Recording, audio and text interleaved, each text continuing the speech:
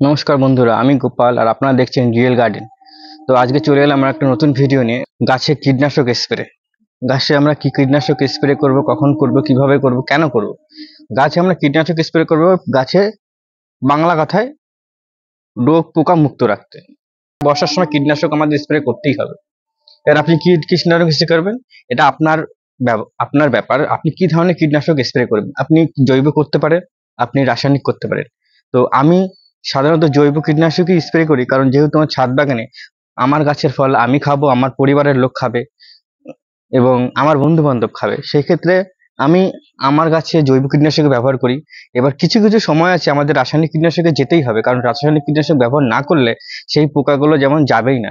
যেমন গাছের গোড়া যদি কখনো নিমাটোড হয়, আপনি জৈব দিয়ে কখনো আপনি সারাতে পারবেন না, আপনাকে রাসায়নিক কীটনাশক ব্যবহার করতেই হবে গাছের গোড়াতে। এরকম কিছু কিছু বিষয় থাকে যেখানে আমাদের রাসায়নিক কীটনাশক ব্যবহার করতেই হয়। বাট আপনার গাছে রোগ পোকা লাগবেই না যদি আপনি কন্টিনিউ জৈব কীটনাশক গাছে স্প্রে করতে থাকেন। যেমন মাসে দুবার আপনি যদি গাছে একবার কাকা, একবার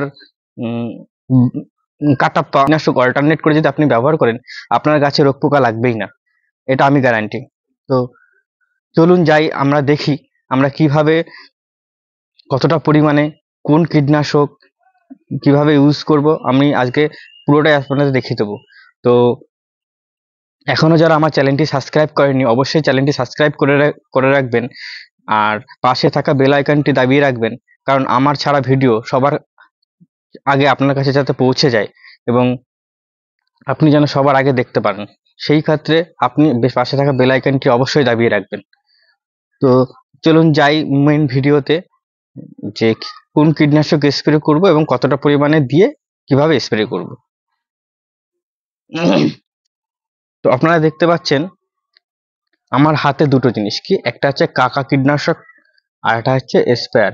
জল ভরা আমি কাকা আগের থেকে মিশিয়ে রেখেছি, কারণ আমি জৈব কীটনাশক স্প্রে করার 5 মিনিট আগে 10 মিনিট আগে আমি জলে ভিজিয়ে রাখি, কারণ তাতে গাছের নিতে সুবিধা হয় এবং কার্যকারিতাও বাড়ে। সেক্ষেত্রে আমি 10 মিনিট আগে ভিজিয়ে রেখেছি, তাই জন্য আমি দেখাতে পারছি না, কারণ আমি যদি 10 মিনিট আগের থেকে ভিডিওটা আপনাদের কাছে করি তাহলে অনেক লং হয়ে যাবে ভিডিওটা। সেক্ষেত্রে আমি আগে ভিজিয়ে রেখেছি। এবং এই যে কাকা কীটনাশক আমি ছোট গাছের জন্য 1 ml এবং বড় গাছের জন্য 2 ml আমি এইভাবে ব্যবহার করি। এটা সিরিঞ্জ, এটা হচ্ছে সে মানে ডাক্তারের সিরিঞ্জ বলে, সেই সিরিঞ্জ নিয়ে সেটা 2 ml এর সিরিঞ্জ। আপনি এরকম একটা সিরিঞ্জ দিয়ে 1 ml মেপে 1 লিটার জলে ভালো করে মিশিয়ে দুবার ঝাঁকিয়ে আপনি রেখে দেবেন, 10 মিনিট পরে গাছে ব্যবহার করবেন। আমি কথা দিচ্ছি গাছটা ফ্রেশ চকচকে থাকবে, কোনো অসুবিধা হবে না। তো চলুন দেখি কিভাবে গাছে আমরা স্প্রে করব। তো আমরা গাছের কাছে চলে যাই, গিয়ে আমরা দেখি আমরা কিভাবে স্প্রে করব।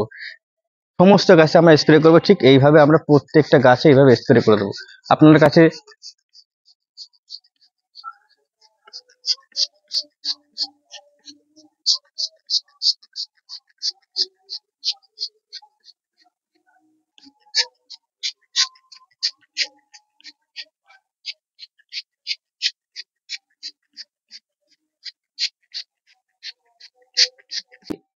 আর একটা কথা যেটা বলতেই হবে, যেটা না বললে নয়, আপনারা কীটনাশক সব সময় বিকেল বেলাতে স্প্রে করবেন।